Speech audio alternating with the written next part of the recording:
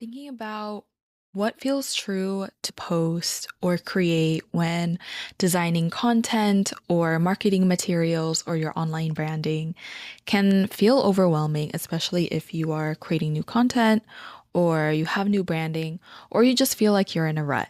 So, how do you decide what feels true, especially if you've been in a daze or you're feeling in a routine or you're just overwhelmed with all your tasks?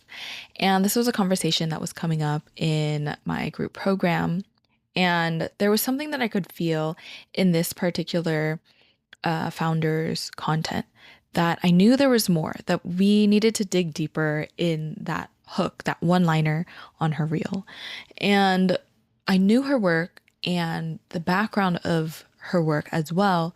And I knew there was just, we had to dig deeper because the one liner, I could feel the essence of it, but there's something more that wanted to be shared, that wanted to be said. And the more that we kind of had a conversation or we were throwing questions at her or ideas and kind of fragments of thoughts, as well as others in the community kind of contributing ideas as well, which I love. I love when it's not just me, but when it's a collective bringing together our ideas, and when we grow together, we get to know each other's work better. And so it helps in terms of being able to reflect back what we see of you. Because sometimes we can be so in our own heads and so deep in our work that we can't see how we really should be elevated or how our messaging can really keep in integrity with the work that we're here to do.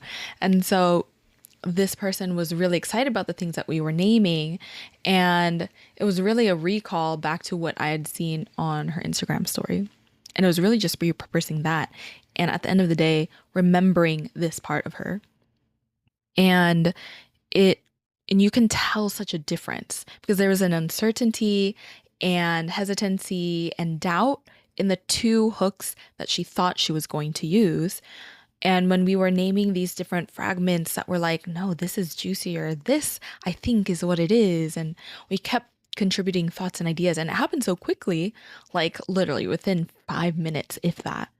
And the more that we got closer and closer and nailed down what that hook or that topic really should be, that feels more true to her brand, you could hear in the energy, the tone, the frequency of her voice, the excitement.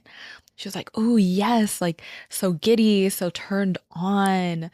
And that's really what it is at the end of the day. Do you feel turned on by your own work? Because if you aren't, other people won't. And how can we get back to that? How can we feel turned on and excited and exhilarated and just like so creatively, sensually alive with our own work? And it can be tough to rediscover that. We might not be turned on every day, all the time, just like with our personal relationships or within ourselves. So, how can we even find like a moment of that? And what I've come to learn in my own personal practice of connecting to my sensuality is really going back to presence. How can we be so attuned to the details of the food that we're eating, the smell of the food, the textures in our mouth? How can we be so attuned to the textures on our clothes and how it feels when it ruffles against our skin when we close our eyes, or the electric feeling when our fingertips slowly glide against our palms? Can we bring in that kind of attention and detail and awareness into our physical, emotional body when we are channeling, when we are creating, writing, designing, and sharing with our community? And that is the sweet spot for when we can bring forth the story, the messaging, the content that really turns us on. And that's when you're going like, "Oh, this is good. Like you get turned on and you get impressed with your own work, with your own words.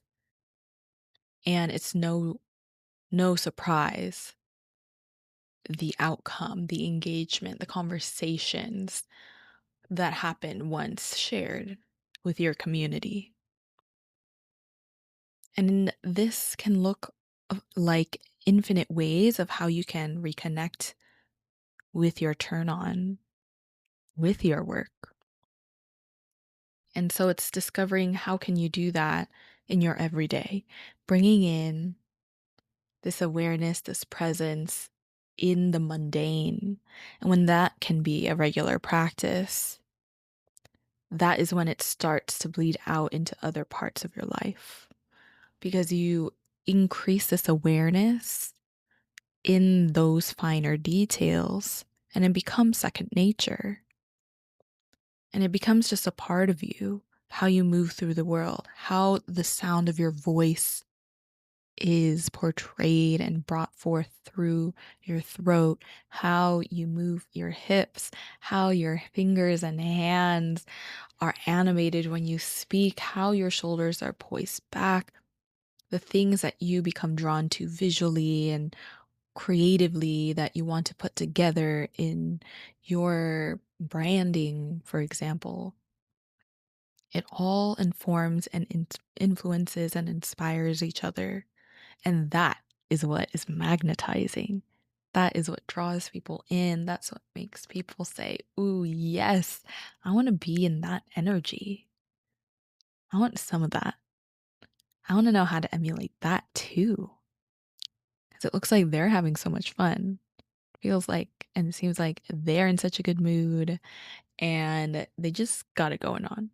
Kind of like that it girl, that cool girl, in school, or just like that it girl in the magazine and in the news. There's just something about her aura or the way her energy exudes so effortlessly from her. So, what does that look like for you to connect with your turn on, your sensuality, your presence in the mundane, and see how that flows over into your work? Thinking about what do I truly want to say to my community? And is this really what I want to say? Or is there something underneath that feels maybe a little edgy, but feels more true to my work that will truly resonate with my people? Can you face that edge and be a little spicy? So that's what I'll leave you with today. Something about this spiciness, this edginess feels really exciting to bring forth. And if anything comes forth for you, I'd love to hear it. The comments, my DMs, through email. I can't wait to hear from you, and I can't wait for you to listen to this and read this.